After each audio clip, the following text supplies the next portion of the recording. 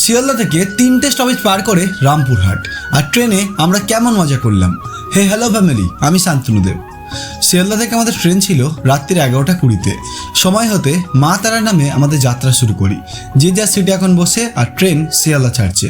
একটু পরেই আমাদের ট্রেন পদাতিক এক্সপ্রেস তার গতি নিতে শুরু করে। আর এখন আমরা পার করছি দক্ষিণেশ্বর স্টেশন।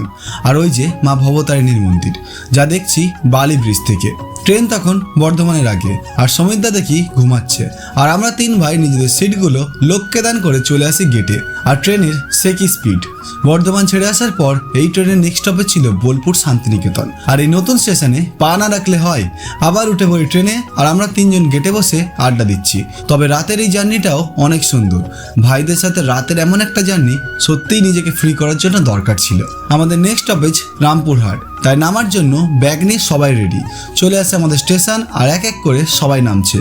আর এখানে পা রেখে যেন এবার ঘোরার আসল আমেজটা লাগছে। আর বেশ লোক নেমেছে, সবার ডেস্টিনেশন একই, তারাপীঠ। আমার ব্যাগটা ওই যে পার্থর কাছে, আর আমি পুরো ফ্রি। আর স্টেশনে যেন একটা এক্সেলেটর আছে, সেটা আবার চলে না। স্টেশনের বাইরে বেরিয়ে এলাম, আর ওই দেখো স্টেশনটা তারাপীঠের মায়ের ডিজাইনে।